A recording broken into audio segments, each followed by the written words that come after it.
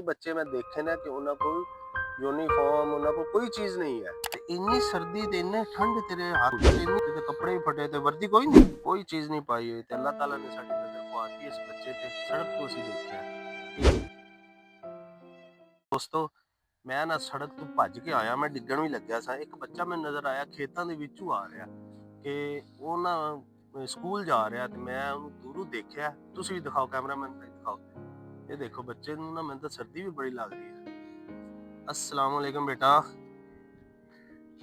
बेटा किथे जा रहा है? ते इन्नी सर्दी ते इन्ने ठंड तेरे हत्थ ते इन्नी तेनू सर्दी लग रही है? हैं?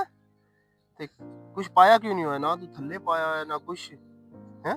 इंज जांदा होना स्कूल? ते कपड़े भी फटे ते वर्दी कोई नहीं? ओए जर्सी ले आप, जल्दी कर जल्दी, बच्चे ने तो इन्नी सर्दी लग रही है।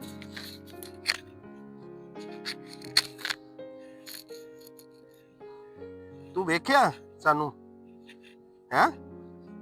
तू की समझा जी इधर की करन आ रहे ने हैं? अल्लाह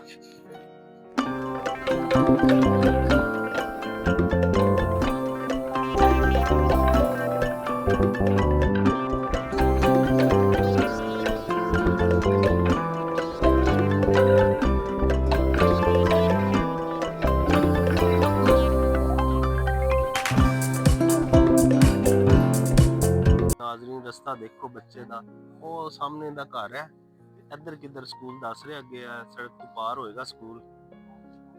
ਬੱਚੇ, ਸਰਦੀ ਬਹੁਤ ਜ਼ਿਆਦਾ, ਠੰਡੀ ਹਵਾ ਚੱਲ ਰਹੀ ਹੈ ਤੇ ਬੱਚੇ ਨੇ ਕੁਝ ਵੀ ਨਹੀਂ ਪਾਇਆ ਹੋਇਆ, ਕੋਈ ਚੀਜ਼ ਨਹੀਂ ਪਾਈ ਹੋਈ ਤੇ ਅੱਲਾਹ ਤਾਲਾ ਨੇ ਸਾਡੀ ਨਜ਼ਰ ਪਵਾਤੀ ਇਸ ਬੱਚੇ ਤੇ। ਸੜਕ ਤੋਂ ਅਸੀਂ ਦੇਖਿਆ ਕਿ ਇੱਕ ਖੇਤਾਂ ਦੇ ਵਿੱਚ ਇਕੱਲਾ ਬੱਚਾ ਆ ਰਿਹਾ ਸੀ।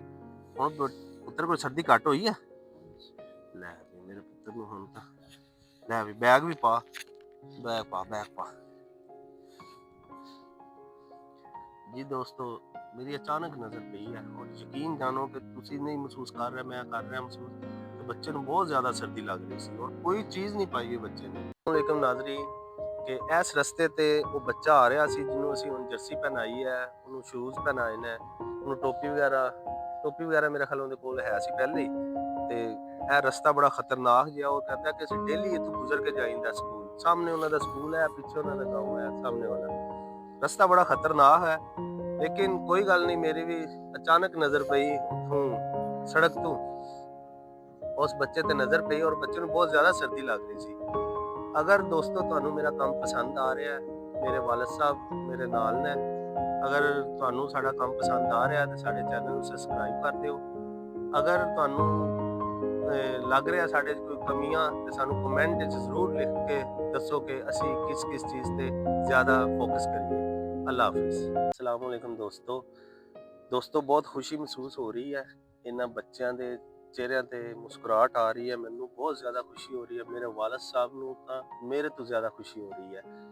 ਅਸੀਂ ਇੱਕ 500-600 ਦੇ ਸ਼ੂਜ਼ ਆ ਰਹੇ ਨੇ, 500-600 ਦਾ ਬੈਗ ਆ ਰਿਹਾ ਹੈ, 500-600 ਦੀ ਜਰਸੀ ਆ ਰਹੀ ਹੈ ਔਰ ਕੋਈ 100-150 ਰੁਪਏ ਦੀ ਟੋਪੀ ਹੈ, 50-60 ਰੁਪਏ ਦੀ ਜੁਰਾਬਾਂ ਨੇ।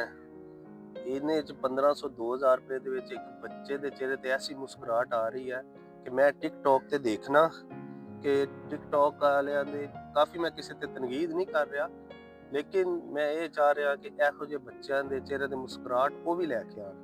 ਕਿ ਮੈਂ ਇੱਕ ਟਿਕਟੌਕ ਦੇਖੀ ਕਿ ਉਹਦੇ 'ਚ ਇੱਕ ਬੱਚਾ ਜਿਹਾ ਹੀ ਹੈ ਕਿ ਉਹ ਨਾ ਇੱਕ ਮਾਲ ਵਿੱਚ ਜਾ ਕੇ ਕਹਿੰਦਾ ਕਿ ਗੋਲ ਗੱਪਾ ਇੱਕ ਖਾਓ ਤੇ ਤੁਹਾਨੂੰ ਮੈਂ 10,000 ਰੁਪਇਆ ਦਿਆਂਗਾ।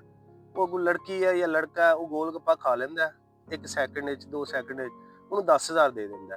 ਉਹ 10,000 ਦੇ ਨਾਲ ਇੰਜ ਦੇ 5 ਬੱਚਿਆਂ ਦੇ ਚਿਹਰੇ ਤੇ ਮੁਸਕਰਾਹਟ ਆ ਸਕਦੀ ਹੈ ਔਰ ਇਹਨਾਂ ਬੱਚਿਆਂ ਨੂੰ ਜ਼ਰੂਰੀ ਹੈ ਔਰ ਇਹਨਾਂ ਬੱਚਿਆਂ ਦੇ ਵਾਸਤੇ ਇਹ ਕੰਮ, ਉਹਨਾਂ ਦੀ ਖੁਆਇਸ਼ ਵੀ ਪੂਰੀ ਹੁੰਦੀ ਹੈ ਬੱਚਿਆਂ ਦੀ ਸਕੂਲ ਜਾਣ ਦੀ, ਕਿ ਉਹ ਉਹਨਾਂ ਦਾ ਇਰਾਦਾ ਰੱਖਦੇ ਨੇ ਸਕੂਲ ਜਾਣ ਦਾ, ਲੇਕਿਨ ਉਹਨਾਂ ਦੇ ਮਾਂ-ਬਾਪ ਦਾ ਇੰਨਾ ਵਸਾਇਲ ਨਹੀਂ ਹੈ ਕਿ ਉਹ ਆਪਣੇ ਬੱਚਿਆਂ ਨੂੰ ਇਹੋ ਇੰਝ ਦੀਆਂ ਚੀਜ਼ਾਂ ਹੀ ਲੈ ਕੇ ਦੇ ਸਕਣ।